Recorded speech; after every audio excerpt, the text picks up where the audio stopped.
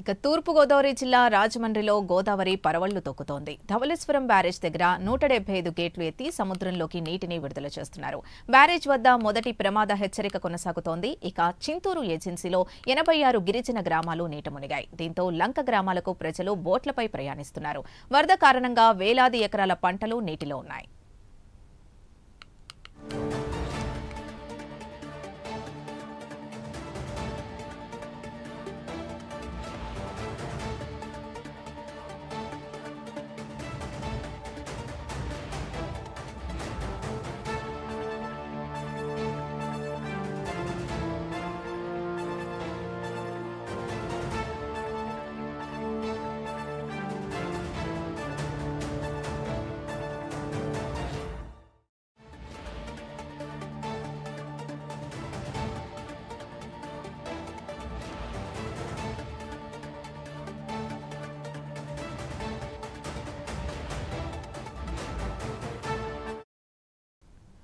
తూర్పుగోదావరి జిల్లా రాజమండ్రిలో గోదావరి పరవళ్లు తొక్కుతోంది. ధవళేశ్వరం బ్యారేజ్ దగ్గర 175 గేట్లు ఎత్తి సముద్రంలోకి నీటిని విడుదల చేస్తున్నారు. బ్యారేజ్ వద్ద మొదటి ప్రమాద హెచ్చరిక కొనసాగుతోంది. ఇక చింతూరు ఏజెన్సీలో 86 గిరిజన గ్రామాలు నీట మునిగాయి. దీంతో లంక గ్రామాలకు ప్రజలు బోట్లపై ప్రయాణిస్తున్నారు. వరద కారణంగా వేలాది ఎకరాల పంటలు నీటిలో ఉన్నాయి. ఇక ఇదే అంశానికి సంబంధించి పూర్తి డీటెయిల్స్ మా కరెస్పాండెంట్ శ్రీరామమూర్తి అందిస్తారు. శ్రీరామమూర్తి, చెప్పండి. ఏదైతే తూర్పుగోదావరి జిల్లాలో అఖండ గోదావరిలో వరద పరవళ్లు తప్పుతున్న పరిస్థితి ఉంది. ఏదైతే గోదావరి పరివాహక ప్రాంతం కురుస్తున్న భారీ వర్షాలకి గోదావరి పొంగి ప్రవహిస్తున్న పరిస్థితి ఉంది. అయితే రాత్రి నుంచి కూడా తెల్లవారుజాము నుంచి కూడా నిలకడగా ప్రవహిస్తుంది. బంధాపురం దగ్గర కూడా చాలా నిలకడగా వరద ప్రవాహం ఉంది.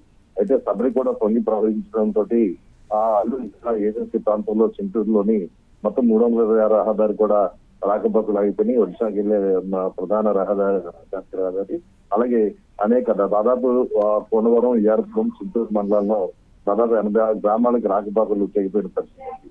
అయితే దిగున పోలవరం ప్రాజెక్టు దిగున ధవళేశ్వరం బ్యారేజ్ దగ్గర ఇప్పుడు మొదటి ప్రమాద హెచ్చరిక కొనసాగుతుంది. ఇక్కడ చూసినట్లయితే 12.50 అడుగుల నీటి మట్టం ఉంది. ఇది 13.75 అడుగులకి నీటి మట్టం చేరుకున్నట్లయితే రెండో ప్రమాద హెచ్చరిక జారీ చేస్తారు. అయితే ఉదయం నుంచి కూడా నిలకడగా ప్రవాహం ఉంది. దాదాపు 175 గేట్ల నుంచి కూడా 10,75,000 క్యూసెక్ల నీరు దిగువకి విడుదలవుతుంది. దీంతో దిగువనున్న కోనసీమ జిల్లాలోని వశిష్ట, వనిపై, గౌతమి నదులు కూడా పొంగి ప్రవహిస్తూ ఉండడంతో గ్రామాలకి వరద నీరు చేరుకుంది. ఇక్కడ పి గన్నవరం మండలంలో దీపరపూడి, కనకైలంక, అలాగే ఐనవిల్లి మండలంలో ఐనవిల్లి, అలాగే మామిడిపల్లి మండలంలో అప్పనపల్లి కాజీలు కూడా నీట మునిగి దీంతో పనుల మీద నిత్యావసరాల కోసం ప్రజలు ప్రయాణాలు చేస్తున్న పరిస్థితి ఏర్పడింది. అయితే అలాంటి విపత్కర పరిస్థితులు ఎదురైనా సరే ఎదుర్కోవడానికి ఇటు కోనసీమ జిల్లా కలెక్టర్ మహేష్ కుమార్, అలాగే తూర్పుగోదావరి జిల్లా కలెక్టర్ కీర్తి చేకూరి, అలాగే అల్లూరు జిల్లా కలెక్టర్ దినేష్ కుమార్ కూడా అధికార యంత్రాంగాన్ని అప్రమత్తం చేస్తారు.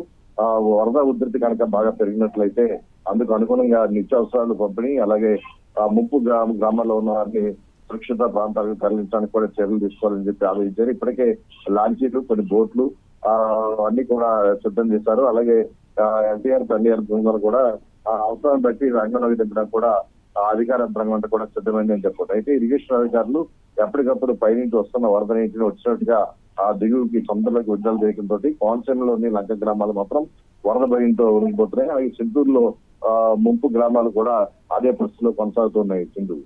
Right, thank you Sriramamurthy.